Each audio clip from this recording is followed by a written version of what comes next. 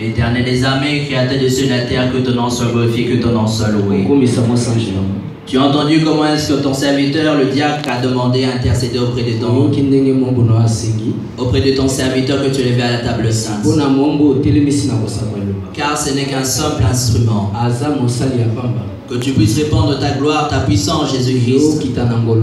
Ainsi que tout ce qui sortira de cette bouche ne puisse être que ta volonté. Afin d'être ancré dans le cœur de tout un chacun. Et qu'ils puissent répandre cela au-devant de leur jour. Voilà pourquoi nous laissons le début de la prédication jusqu'à la fin des saintes mains. Enlève toute distraction, tous les de l'ennemi. Afin qu'ils ne puissent pas écouter cette parole dans la paix. Guide-nous aujourd'hui, demain pour l'éternité. Amen. Amen.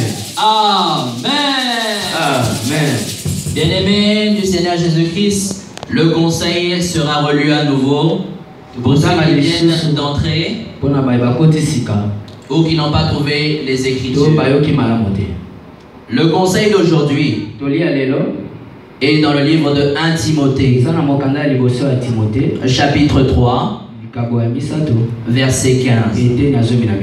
Nous lisons au nom du Seigneur Jésus-Christ. Mais si je tarde, tu sauras comment il faut se conduire dans la maison de Dieu, qui est l'église du Dieu vivant, la colonne et l'appui de la vérité. Sokonde na kopekisama nazali kokoma makambo oyo ete oyeba soki ekoki na yo kozala na bizaleli nini kati na ndako na Nzambe oyo ezali eglise na Nzambe na bomoi likonzi pe esukeli na makambo na solo. Les rachetés, amen. Bana na Nzambe, amen. Les bien-aimés du Seigneur Jésus-Christ, amen. Balingami, amen. Est-ce que nous sommes réellement prêts à écouter la parole de Dieu? Est-ce que nous avons laissé une grande place pour la parole de Dieu? Est-ce que nous sommes réellement dans la joie aujourd'hui? Alléluia!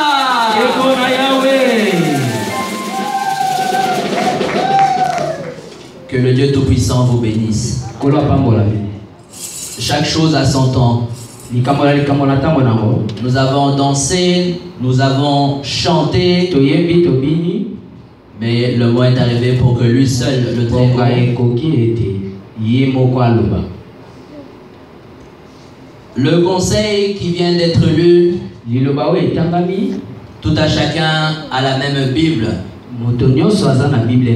Et tout à chacun a pu discerner ou comprendre ce que le Seigneur est venu nous parler aujourd'hui. L'apôtre Paul a écrit à notre bien-aimé Timothée. Car l'apôtre Paul avait marché avec Timothée. Timothée, avant d'avoir la mission du Seigneur Jésus-Christ, lui aussi a accepté Jésus-Christ. Car il a voyagé avec l'apôtre Paul. Il est venu croire au Seigneur Jésus-Christ dans la première mission, premier voyage de l'apôtre Paul. Et il était dans l'humilité. Et il avait le don de Dieu en lui. Et il avait un bon témoignage. Alors, les personnes qui ont marché avec l'apôtre Paul, on veut comment est-ce que Timothée a marché. C'est à travers les témoignages de ces personnes-là que Timothée s'est approché pour être consacré disciple. Il a été consacré pour être dit disciple. Mais afin que la mission lui soit donnée, il devait être préparé. Voilà pourquoi il a voyagé, il a sillonné, il a vu tout ce que l'apôtre Paul avait fait. Et quand Dieu voit qu'une personne est prête pour ce moment, Dieu lui donne une mission. La mission qui était donnée à Timothée était de pouvoir encadrer l'église d'Éphèse. Et comme l'apôtre Paul s'était éloigné de lui, chaque instant il venait pour pouvoir lui rappeler ce qu'il lui avait appris. Voilà pourquoi il avait écrit cette épître. Qu'est-ce qu'il dit? Si je tarde, tu sauras comment il faut se conduire. Dans la maison de Dieu, qui est l'église du Dieu vivant. La colonne et l'appui de la vérité. Amen. Il a dit, maintenant qu'on t'a donné une mission, il ne s'agit pas seulement de l'appliquer toi seul. Regarde les âmes que je t'ai données. C'est toi qui es le garant au jour. Respecte ce que je t'ai dit. Marche selon les commandements de l'Éternel.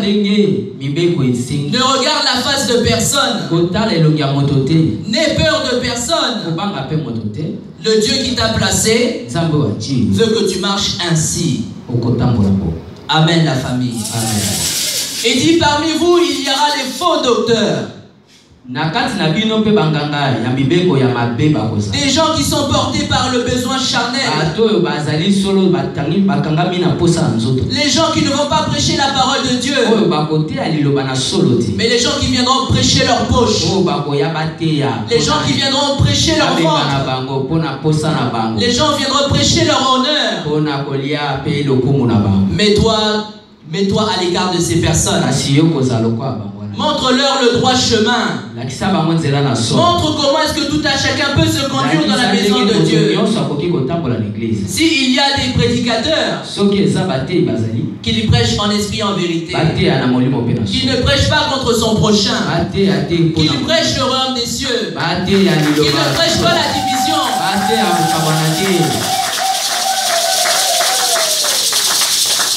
car s'il prêche tout cela, moi je serai avec toi. Moi je serai avec toi. Comme moi je t'ai formé, je t'ai placé à cette place. L'église d'Éphèse sera répandue. Les gens auront un bon témoignage. Voilà pourquoi il est passé à côté de l'apôtre Paul. Pour être préparé. Et il devait avoir la preuve des gens qui l'entouraient. Comme il avait un bon témoignage, il a été élevé. Toi qui es serviteur de Dieu, quel est ton témoignage? Quelles sont tes œuvres? Est-ce que tu es digne d'avoir cette responsabilité? Est-ce que tu es digne d'être garant des âmes? Est-ce que tu es digne pour répondre les commandements de l'Éternel? Est-ce que tu es placé pour unir les cœurs? Là, les gens sont divisés. Est-ce que tu es là pour les rassembler?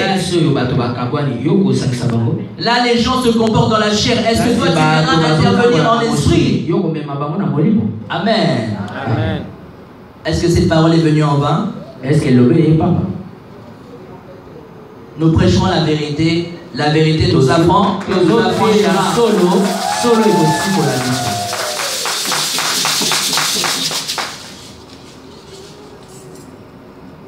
Dieu veut que nous puissions avoir un bon témoignage. Mais l'apôtre Paul ne s'est pas s'arrêter là. Il a parlé des serviteurs de Dieu. Il a parlé des femmes dans l'église.